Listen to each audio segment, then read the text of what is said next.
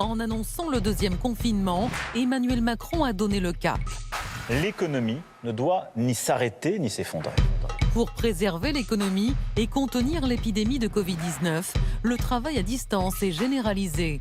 Un mot d'ordre que l'exécutif répète depuis en boucle. Partout où cela sera possible, le télétravail devra être la règle. Si toutes vos tâches peuvent être faites à distance, vous devez être 5 jours sur 5 en télétravail.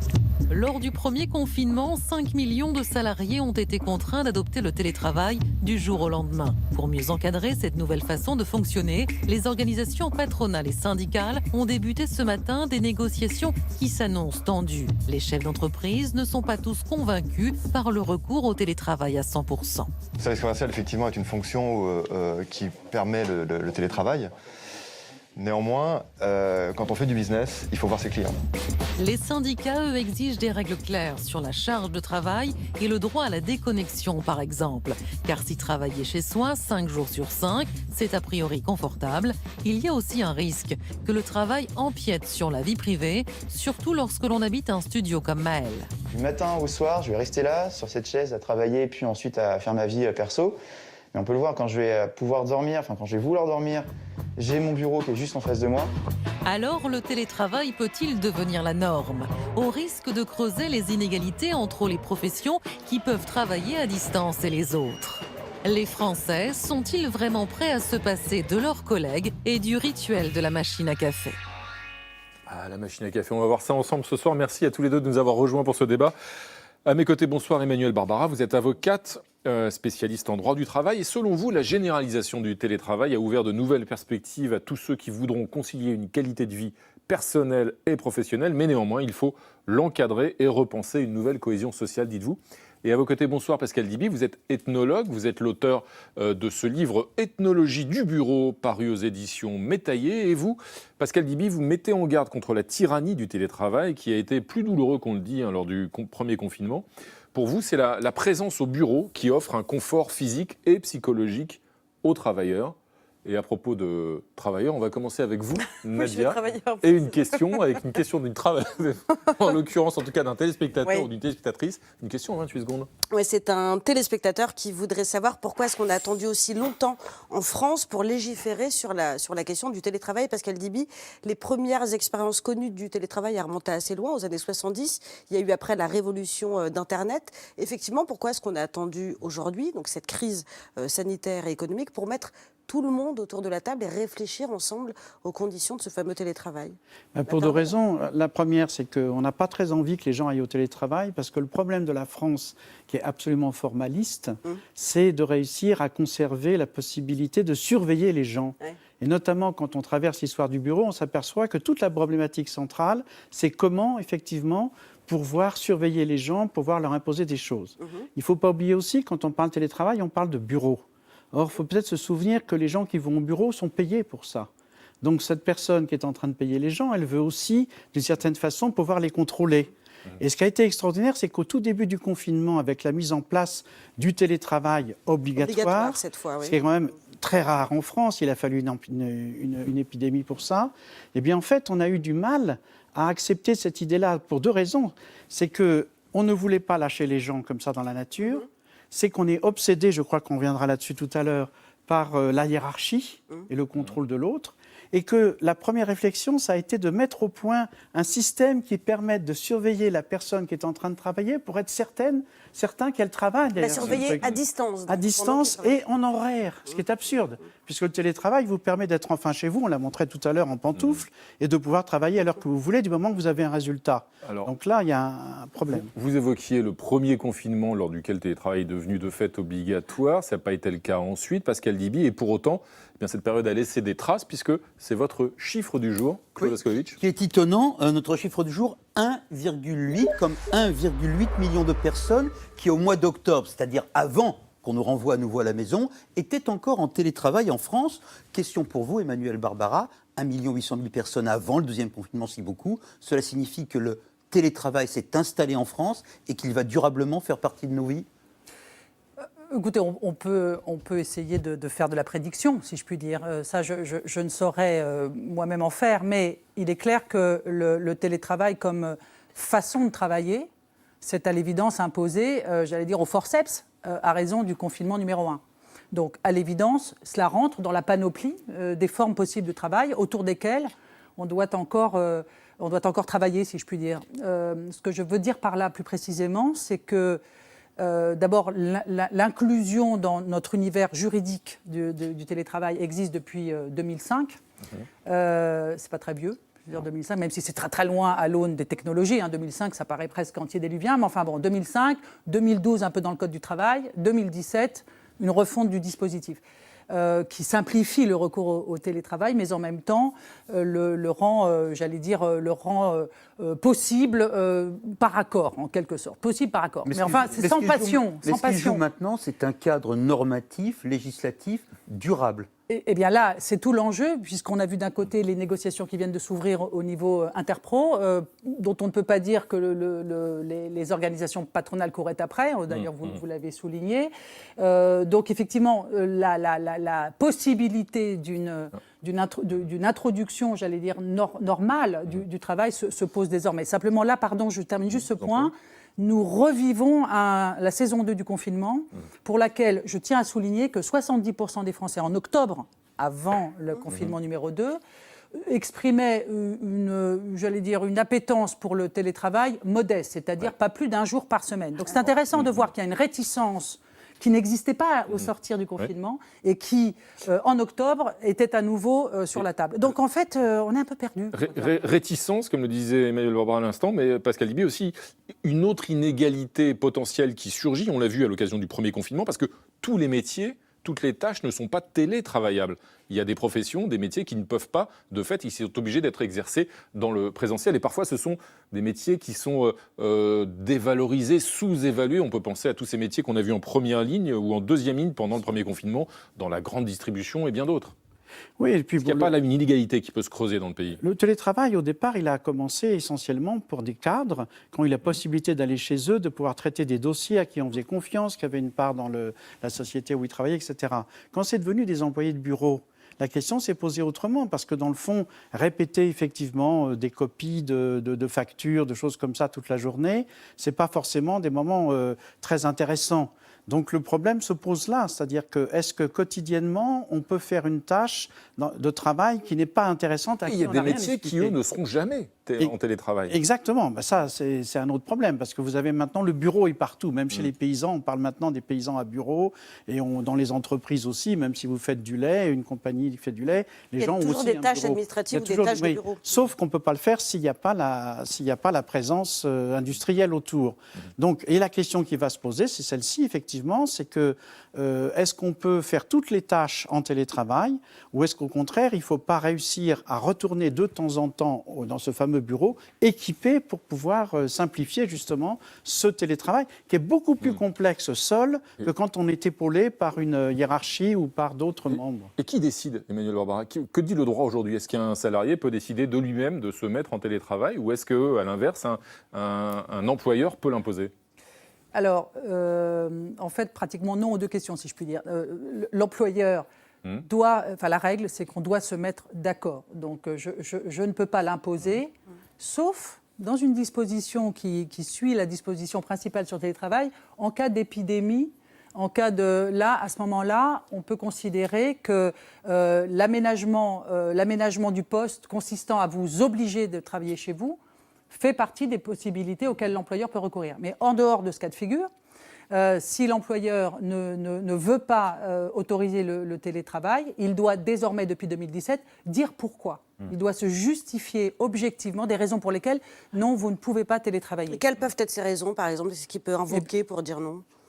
Les tâches principales auxquelles vous êtes tenu nécessitent une interaction collective dans une équipe, etc. Vous voyez ce que je veux dire? C'est le verbatim qui va bien, qui voilà. Et aujourd'hui, justement, ce verbatim, ce tous ensemble, ce collectif, etc., tous ces mots en if, coopératif, collaboratif, participatif, tout ça a pris un petit coup derrière la tête depuis le mois de mars. Et ça pose un vrai problème d'y retourner en quelque sorte. Parce que dans le fond, les Français, parce que c'est notre société, les Français, tous, employeurs ou salariés, je ne suis pas sûre qu'on ait une passion fondamentale pour cet isolement souhaité. Alors, donc en fait, il faut le souhaiter. Vous le disiez, en tout cas, les partenaires sociaux ont ouvert aujourd'hui Oui. un nouveau cycle de négociations sur ce sujet. Et précisément, Claude, vous avez l'une des parties en présence à nous faire écouter. On parlait des résistances patronales, donc c'est une déclaration qui date du 30 octobre, au moment donc où on en renvoyait à la maison, au moment où Mme Borne allait dire que le télétravail n'était pas négociable. Eh bien, Patrick Martin, président délégué du MEDEF, disait « oulala » de manière plus élaborée. Vous ne pouvez pas du jour au lendemain mettre des centaines de milliers, des millions de salariés en télétravail. Ça pose des problèmes d'infrastructure, de connexion, ça pose des problèmes également de sécurité. Rappelons-nous que lors du premier confinement, il y a eu une explosion de la cybercriminalité. Donc laissons aux partenaires sociaux, laissons aux entreprises le choix de s'organiser en toute responsabilité. Pascal Diby, c'était sur BFM Business. Pascal Diby, est-ce que ce représentant du MEDEF est un dinosaure qui va être balayé par le vent inéluctable de l'histoire des technologies, des pandémies, ou est-ce qu'il va gagner cet homme-là qui dit on n'y va pas? C'est très intéressant parce qu'en fait, c'est une question générationnelle. Si vous parlez, comme vous dites, à des dinosaures, ils vont vous dire c'est impossible de se mettre au télétravail. Mais parlez aujourd'hui à la génération Z ou X. Ils vont dire, non, on n'a pas envie d'aller bosser comme ça, c'est absurde de supporter cette hiérarchie, c'est absurde de rester assis toute la journée dans un bureau. Les 20-30 ans, pardonnez-moi. Oui, c'est ça, les 20-30 ans, traduisez. Merci, mais je pense, si vous voulez, que la mentalité est en train de changer radicalement, et ce qui est en train de changer, c'est l'idée même du travail, qui ne doit plus être produit comme il a été produit jusqu'à maintenant, selon des canons hérités finalement. C'est-à-dire la mobilité, les plus jeunes sont davantage attachés à la mobilité. C'est beaucoup plus labile aujourd'hui, ça bouge, la mobilité, il y a beaucoup de tchatcheurs, de gens qui peuvent changer de métier en même temps, avoir plusieurs postes, etc. Et ça, je crois qu'il faut le prendre en considération parce que la réalité, elle est là. C'est les générations qui viennent qui vont imposer le télétravail. Et c'est l'anglo-saxonisation du monde qui fait qu'en Angleterre, en Allemagne, le télétravail est parfaitement adopté et évident. Alors qu'en France, il est beaucoup plus, on vient de le voir, le MEDEF l'aime pas. Dans cette négociation, en tout cas, qui s'est ouverte aujourd'hui, il y a un homme en pointe qui joue un rôle décisif, c'est le secrétaire général de la CFDT, Laurent Berger, et le bon docteur Nolte passe au rayon X, le leader du premier syndicat du pays. Bonjour docteur, j'ai mal ici et là. Une petite déprime passagère, c'est tout. Évidemment, je fais du sport. Mon cher Laurent Berger, j'ai vos radios sous les yeux, c'est laborieux.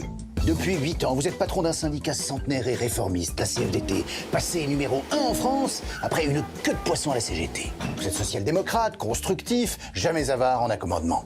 La fameuse loi travail de Hollande, c'était un peu la vôtre. On vous avait catalogué ministre bis du travail. Vous interpelliez votre rival Martinez. Parlons du contenu de cette loi. Dis-moi, dans cette loi, ce qui te pose problème.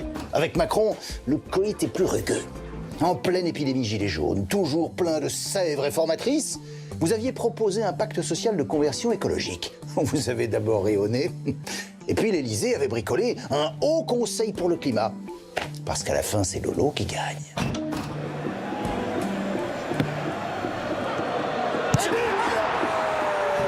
Vous êtes nantais, fils d'ouvrier et catho, entré à la CFDT comme au Carmel il y a longtemps et pour longtemps. En dehors, on vous a connu pion, vacataire en histoire géo, chômeur, travailleur social. Un CV de patate de canapé plus que de stacanoviste. Et pourtant, le travail des autres est votre obsession. Mais docteur, quand j'entends le mot travail, j'ai des frissons, je me consume, Oui, Laurent. Hier, vous étiez dans les tranchées face à la réforme des retraites et de l'assurance chômage. Aujourd'hui, c'est pour le travail dans le monde d'après que vous vous battez. Et vos options sont clairement obscures.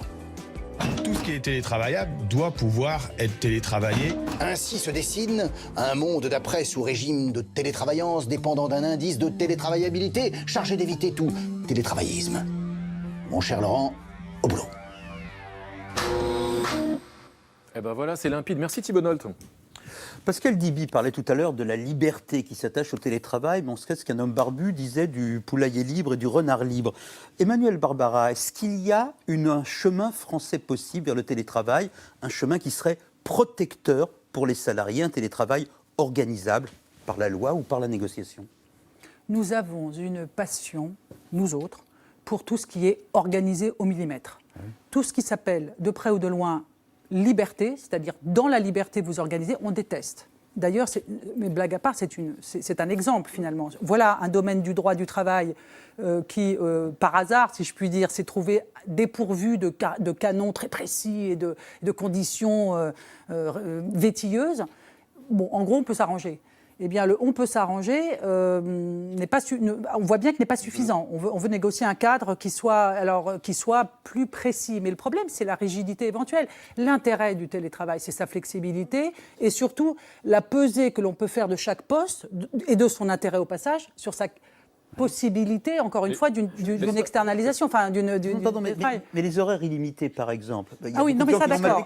On voit bien l'intérêt pour l'employeur, moins pour le salarié au télétravail. Non, mais ça, si vous évoquez, en revanche, les outrances diverses, auxquelles, évidemment, on prête volontiers l'intention à l'employeur, c'est-à-dire on se dit, bah, tiens, comme il est loin, il peut travailler plus que moi. On voit bien que c'est ça l'intention.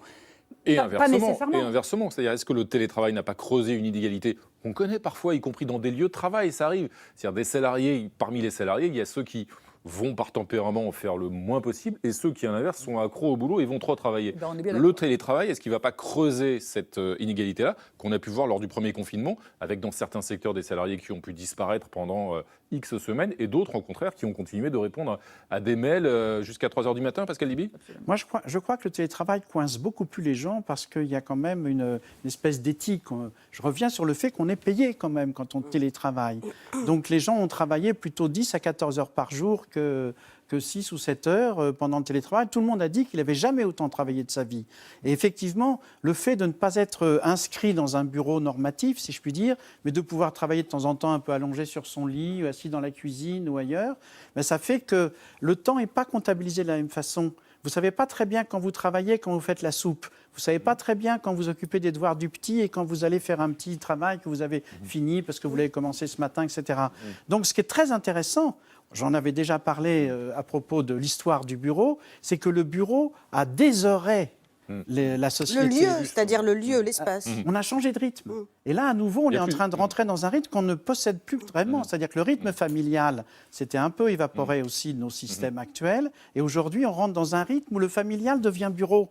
Donc c'est un bouleversement psychologique énorme. Il n'y a plus de début, il n'y a plus de fin. Il n'y a plus de début, il n'y a plus de fin. Si on vous suit bien, et justement, télétravailler, c'est aussi, Nadia, pour les salariés, le risque de se retrouver sollicité en permanence. Voire sursollicité, et ça pose la question du droit à la déconnexion, c'est-à-dire le droit de ne pas être appelé ou de ne pas recevoir de mail de son employeur à tout moment de la journée ou du week-end, y compris donc pendant les heures de pause. C'est inscrit dans la loi française. La France est même le seul et le premier pays européen à avoir légiféré sur le sujet. C'était en 2016, dans le cadre de la loi El Khomri. Le contenu, le texte est quand même très flou et surtout très très peu contraignant, puisque ce sont aux entreprises elles-mêmes de définir les modalités selon lesquelles ce droit va s'appliquer lors de négociations annuelles obligatoires. Mais si elles ne le font pas, elles ne sont pas sanctionnées. Et de fait, ça peut expliquer pourquoi 78% des cadres avouent consulter leurs messages professionnels, donc des textos ou des mails pendant leur temps de repos, et pourquoi seuls 16%, à peine 16% des entreprises françaises ont instauré des règles de déconnexion. Évidemment, la situation actuelle qu'on vient de décrire, ça rend le problème encore plus saillant. Pendant le premier confinement, vous avez donné un chiffre, mais on a travaillé en moyenne plus de 3/4 d'heure en plus chaque jour, et les repères spatio-temporels, c'est-à-dire le lieu et le temps de travail, sont encore plus flous. Emmanuel Barbara, comment est-ce qu'on fait pour préserver davantage les salariés de ce fil à la patte que peut être leur téléphone portable ou leur ordinateur? Et autre question, est-ce qu'on peut faire un burn-out à la maison? Oui. La réponse est oui, à l'évidence. Il y a eu des études qui ont été faites sur confinement numéro 1, où on a observé que 18% des personnes étaient en vrai risque psychologique d'intensité excessive, pouvant confiner, si je puis dire, au burn-out. C'est fait. Mais le salarié, comment est-ce qu'il fait pour ne pas être sollicité par son employeur pendant le week-end ? Alors justement, ce point que vous citez est très intéressant parce qu'il s'applique à l'évidence et de manière magnifiée au travers du télétravail, puisque je suis, j'allais dire, incarcérée chez moi, et finalement, mes seules interactions extérieures, c'est dans le fond mes collègues, mon patron, etc. Donc c'est difficile. Mais pardon d'observer qu'avant le Covid, juste avant, il n'y a pas très longtemps, en février, nous sommes tous sollicités matin, midi et soir par les mêmes outils qu'on peut utiliser certes au bureau. En plus, déjà avant le Covid. Vous avez le téléphone à l'ancienne, plus l'autre qui sonne. Donc ce rapport à ces nouvelles technologies qui nous raccordent sans sans limite. S'avérait absolument, sont réalité. Donc comme c'est une réalité, cette réalité est vraie, qu'il y ait ou pas de confinement, qu'il y ait ou pas de télétravail. On est hyper disponible Nous sommes aujourd'hui. hyper connectés, etc. Et quand vous parlez des cadres qui, pendant leurs heures de repos, de vacances, etc., passent leur vie ou regardent leur portable, je ne sais pas quelle loi peut l'empêcher. Vous comprenez ce que je veux dire? C'est que là, je pense que c'est une question d'éducation et de rapport à la technologie et de rapport à sa propre anxiété, en quelque sorte. À cette dépendance qu'évoquait Emmanuel Barbara, s'ajoute pendant le confinement une autre dépendance et qui repose, on l'a vu avec des études sur le premier confinement, davantage sur les femmes, c'est celle des tâches domestiques. Oui, qui sont plus importantes. Donc est-ce que là aussi le télétravail ne va pas accentuer cette inégalité hommes-femmes dès lors que celles-ci doivent en plus, dans de nombreuses circonstances, assumer ces tâches-là? Je n'ose prédire, mais je vous dis qu'il va y avoir de grands embouteillages cybernétiques et familiaux. C'est-à-dire qu'en réalité, le télétravail qui peut s'exercer à des heures non obligatoires fait qu'à un moment donné, les gens l'ont beaucoup senti sur leur travail quand ils étaient chez eux, eh bien, ça passe mal. Or, dans les bureaux, on était équipés pour ça. On savait qu'il y avait des rushs entre 9h et midi, entre 2h et 6h, etc. Et là, il y a une transformation qui est en train de se faire, c'est-à-dire qu'à la fois, il va y avoir des fonctionnements qui vont être dysfonctionnels, à la fois au niveau familial et avec les enfants, avec dans la le maison. couple. Il ne faut jamais oublier la tyrannie domestique, mais au sens de la maison qui vous fait, et en même temps, de l'autre côté, le travail qui va être en concurrence avec cette tyrannie domestique douce. La charge c'est ça. mentale, le poids Oui, de la exactement. charge mentale. Et ce que vous disiez sur les burn-out, je dirais, intrafamiliaux, ça risque d'arriver, effectivement. Donc là, je pense, je reviens sur notre formalisme français, c'est que travail égale discipline égale rigueur. Et là, ça ne sera plus le cas. On s'anglo-saxonise dans ce sens-là, c'est-à-dire que, en fait, il faut qu'on apprenne à donner du temps à la personne qui est avec vous et qui travaille. Il faut qu'on apprenne à la respecter. Mais ça veut dire aussi que l'espace doit s'y prêter. Et comme jusqu'à maintenant, on a construit des maisons dans lesquelles le bureau n'est pas prévu, alors que chez les Anglais, il y a des bow windows qui sont plus ou moins utilisés, il y a quelque chose qui va se produire d'un renversement. L'espace intérieur et l'espace extérieur, si j'ose dire. Il y a aussi le trajet. Normalement. C'est-à-dire le trajet entre le domicile et le lieu de travail est aussi une barrière, en quelque sorte une protection qui n'existe plus avec le télétravail. Absolument, et se déplacer, bon, alors c'est toute la question, est-ce qu'on ne gagne pas, est-ce que c'était pas chronophage, est-ce que le trajet ne coûtait pas cher, etc. Bien sûr. Et ça peut l'être. Le métro, le RER et le ça bus sont concourait pas au toujours. stress, 2 heures de de train, de RER. Les Anglais, c'était pas non plus la panacée. Donc c'est pour ça que c'est troublant, parce que les arguments qui disaient métro, boulot, dodo, etc., tout ce qu'on perdait là, la pauvre femme, en fait, se retrouvent en quelque sorte bizarrement également dans la position où on retire. Alors c'est avantageux pour l'environnement, pour justement le stress du transport, etc. Mais du coup, on bosse plus. Alors oui, mais alors comment par rapport aux enfants, etc. Donc ça pose des tas de questions nouvelles et c'est passionnant. C'est des questions auxquelles on continuera de répondre ensemble. Rappelons que c'est juste le début de la négociation. C'est donc juste le tout début de nos discussions à nous aussi. Merci en tout cas d'être venu entamer ce débat ce soir sur ce plateau.